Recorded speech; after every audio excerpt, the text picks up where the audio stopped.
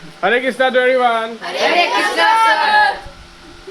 ठीक है, आज इस लेक्चर में धातु और अधातु के बीच अंतर स्पष्ट करेंगे। देखेंगे कि रासायनिक गुणों के आधार पर धातु और अधातु के बीच क्या अंतर है। ठीक है, पिछले लेक्चर में हम देख चुके थे कि धातु और अधातु के बीच अंतर, लेकिन भौतिक गुणों के आधार पर। ठीक है, आज क्या देखेंगे, रासायनिक गुणों के आधार पर अंतर। ठीक है, इसे 5 पॉइंट्स है जो कि एग्जाम के लिए बहुत ही महत्वपूर्ण है।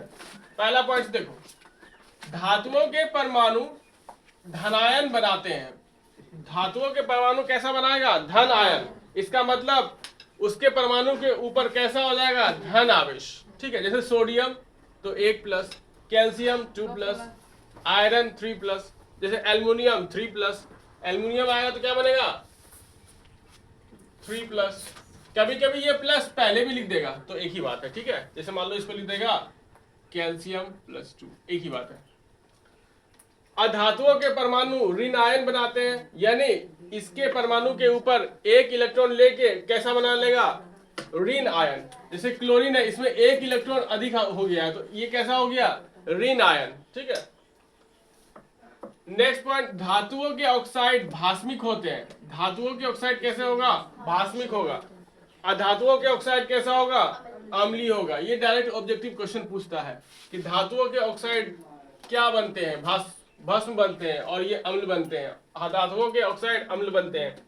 धातुएं तनु अम्ल में घुलकर H2 गैस मुक्त करता है। जब भी धातु तनु अम्ल में घुलेगा तो क्या, कौन सा गैस निकलेगा, H2। अधातु सामान्यतः तनु अम्ल से अभिक्रिया नहीं करती हैं। ठीक है, अधातु क्या करेगा, तनु अम्ल से अभिक्रिया नहीं करेगा। धातुएं सामान्यतः हाइड्रोजन के साथ संयोग नहीं करती है।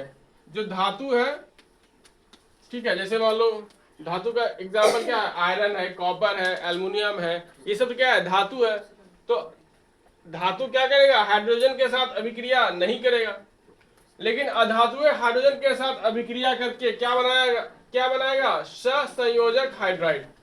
अधातुएं हाइड्रोजन के साथ अभिक्रिया करके क्या बनाएगा, बताओ जरा, सहसंयोजक हाइड्राइड।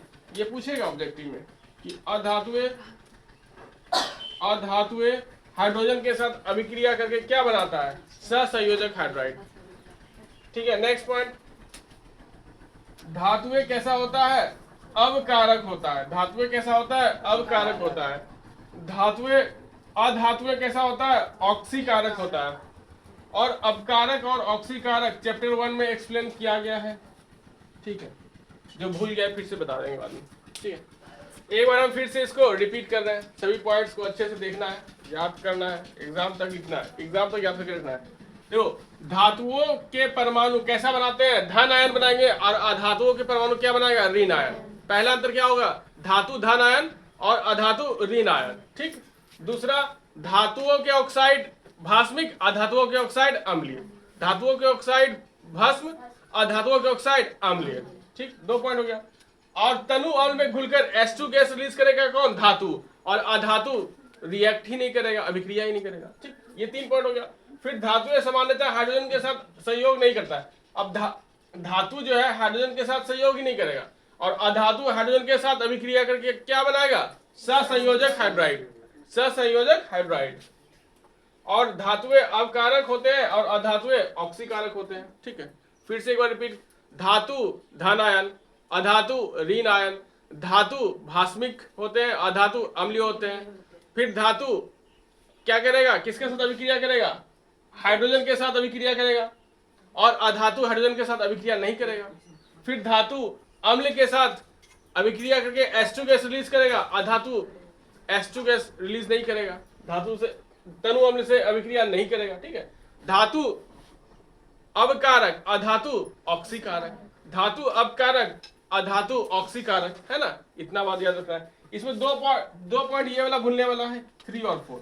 इसमें याद रखना कि इसमें H2 गैस रिलीज करेगा, इसमें H2 गैस नहीं रिलीज करेगा। ठीक है, पहला पॉइंट याद रखना कि धन आयन, दूसरा पॉइंट ऑक्साइड, तीसरा H2 गैस रिलीज करेगा। ठीक है, तीसरा बात रखना हाइड्रोजन, फिर से कि हाइड्रोजन के साथ अभिक्रिया ही नहीं करेगा। चौथा बात याद रखना कि अवकारक। ठीक है, ये वर्ड्स भी याद रखेंगे तो लिख देंगे अंतर। ठीक है, आया समझ में। ठीक है, इसको स्क्रीनशॉट कर लेना। Hare Krishna everyone. Hare Krishna, sir.